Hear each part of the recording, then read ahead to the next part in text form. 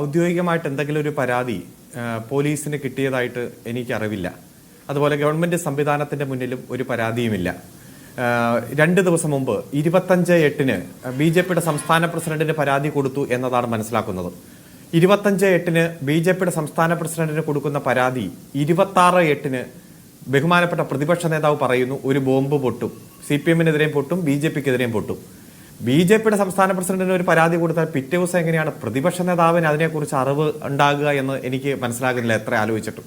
ഇന്ന് രാവിലെ മുതൽ ആ പരാതി ബ്രേക്ക് ചെയ്യുകയാണ്. ഞാൻ മനസ്സിലാക്കുന്നത് 2012 ഏകദേശം 10-13 കൊല്ലം മുമ്പുണ്ടായിരുന്ന ഒരു സിവിൽ ഡിസ്പ്യൂട്ടുമായി ബന്ധപ്പെട്ടുകൊണ്ടും ഒരു ക്രിമിനൽ കേസുമായി ബന്ധപ്പെട്ടുകൊണ്ടുമുള്ള പ്രൊസീഡിങ്സ് നടക്കുന്നു. കോടതി കംപ്ലൈന്റിനെ വിസ്തരിച്ചു, സാക്ഷിമൊഴികൾ എടുത്തു, തെളിവെടുപ്പ് പൂർത്തിയായി. അവസാനം ആ കോടതി വിധി പറഞ്ഞു 324 അടക്കമുള്ള ഒഫൻസ് ആണ്, അതിൽ പ്രതിയെ വെറുതെ വിട്ടു എന്നതാണ് മനസ്സിലാക്കുന്നത്. സിവിൽ കേസുമായി ബന്ധപ്പെട്ടുകൊണ്ടും അതിൽ അപ്പീലുണ്ട്. പക്ഷെ ക്രിമിനൽ കേസിൽ വെറുതെ വിട്ടതിനെതിരെ അപ്പീലൊന്നും പോയിട്ടില്ല. സ്ത്രീകൾക്കെതിരായിട്ടുള്ള അതിക്രമവുമായി ബന്ധപ്പെട്ടുകൊണ്ട് അന്ന് പരാതി കൊടുത്തിരുന്നുവെന്നും ആ പരാതി പരിശോധിച്ച് പോലീസ് തുടർ നടപടികൾ ഡ്രോപ്പ് ചെയ്തു, കാരണം ജെന്യുവനായിട്ട് കൊണ്ടുപോകാൻ പറ്റിയ പരാതിയല്ലെന്ന് ബോധ്യപ്പെട്ട് ഡ്രോപ്പ് ചെയ്തു എന്നുമാണ് ഞാൻ മനസ്സിലാക്കുന്നത്. എന്റെ മുന്നിൽ കൂടുതൽ ഡീറ്റെയിൽസ് ഇല്ല.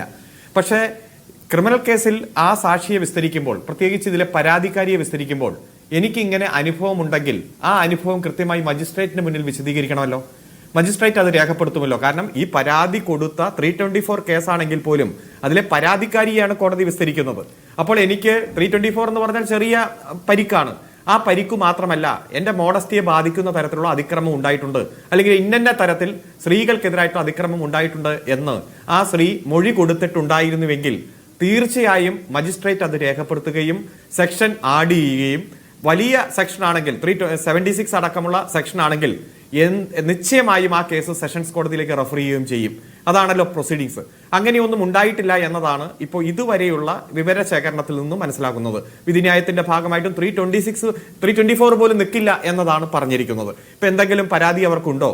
ഇപ്പൊ 10-12 വർഷം മുമ്പുള്ള വിഷയമാണെങ്കിൽ പോലും റീസൺ കൃത്യമായി, ഡിലേക്ക് ഒരു റീസൺ പറഞ്ഞാൽ അത് ബിലീവബിൾ റീസൺ ആണെങ്കിൽ പോലീസ് അന്വേഷിക്കും, നടപടി സ്വീകരിക്കും. അതുകൊണ്ട് BJP സംസ്ഥാന പ്രസിഡന്റിന് കൊടുത്ത പരാതി ഏതായാലും പോലീസിന് അന്വേഷിക്കാൻ പറ്റില്ലല്ലോ. സുവമോട്ടോ കേസെടുക്കാൻ പറ്റിയ സാഹചര്യമല്ല. അതുകൊണ്ട് നിയമപരമായി പോലീസിനോ മജിസ്ട്രേറ്റ് കോടതിക്കോ സെഷൻസ് കോടതിക്കോ പരാതി രാഹുൽ മാങ്കൂട്ടത്തിനെതിരെ കേസ് വന്നതുകൊണ്ടാണ് ചോദിക്കുന്നത്. അല്ല, ഇത് ഏതെങ്കിലും തരത്തിൽ വിക്ടിം പൊതുമണ്ഡലത്തിൽ പറഞ്ഞ വിവരങ്ങളൊന്നും ആരുടെയും മുമ്പിലില്ല. ഇവിടെ ബോംബ് പൊട്ടുമെന്ന് പ്രതിപക്ഷ നേതാവ് പറയുന്നു. ഒരു പരാതി BJPയുടെ സംസ്ഥാന പ്രസിഡന്റിന് കിട്ടി എന്ന് ഉള്ള രൂപത്തിലുള്ള വാർത്തകൾ. ഈ പറയുന്ന പരാതിക്കാരിയുടെ പരാതി എല്ലാവരുടെയും കൈവശം ഇപ്പോൾ കിട്ടിയിട്ടുണ്ട് ഇല്ലേ? അരുൺ ഉൾപ്പെടെ കിട്ടിയിട്ടുണ്ടെന്നാണ് ഞാൻ മനസ്സിലാക്കുന്നത്. രണ്ടാമത്തെ കാര്യം, രാജീവ് ചന്ദ്രശേഖരന്റെ ഓഫീസ് അത് സ്ഥിരീകരിച്ചിട്ടുമുണ്ട്. ഇല്ലെങ്കിൽ അത് തരാവുന്നതേ ഉള്ളൂ. ആ കൃത്യമായി ആ പരാതി എന്താണ് എന്നുള്ളത് പൊതുമണ്ഡലത്തിലുണ്ട്. അരുൺ, ഏതായാലും ആ പരാതി ഒരു ലിമിറ്റേഷൻ ഉണ്ട് ക്രിമിനൽ കേസിനെ സംബന്ധിച്ചിടത്തോളം. ഒരു കുറ്റകൃത്യം നടന്നാൽ നിശ്ചിത കാലത്തിനുള്ളിൽ ആ പരാതി കൊടുക്കണം. അപ്പൊ അതിന്റെ ശിക്ഷയുമായി ബന്ധപ്പെട്ടുകൊണ്ടാണ് CRPCയിലെ 468 മറ്റു വകുപ്പുകളും എല്ലാമാണ്. അപ്പോൾ ഏത് തരത്തിൽ ഗ്രാവിറ്റിയുള്ള ഒഫൻസ് ആണ്, അതിനെന്താണ് ഇത്ര ഡിലേ വന്നിരിക്കുന്നത്? 10-12 കൊല്ലമൊക്കെ ഡിലേ എന്ന് പറഞ്ഞാൽ FIR രജിസ്റ്റർ ചെയ്യുമ്പോൾ ഒരു ദിവസത്തെ ഡിലേ പോലും പ്രോപ്പർ എക്സ്പ്ലനേഷൻ വേണം. അപ്പൊ അതുമായി ബന്ധപ്പെട്ടുകൊണ്ട് അവർക്കുള്ള പരാതി പോലീസ് സംവിധാനത്തിന്റെ കയ്യിൽ കൊടുക്കുക. ഇപ്പൊ ചില മാധ്യമങ്ങളിൽ വന്ന് വെളിപ്പെടുത്തൽ നടത്തുന്നുണ്ട്, ചില വീഡിയോ ക്ലിപ്പിംഗും ചാറ്റിംഗും മാധ്യമങ്ങൾ പുറത്തുവിടുന്നുണ്ട്.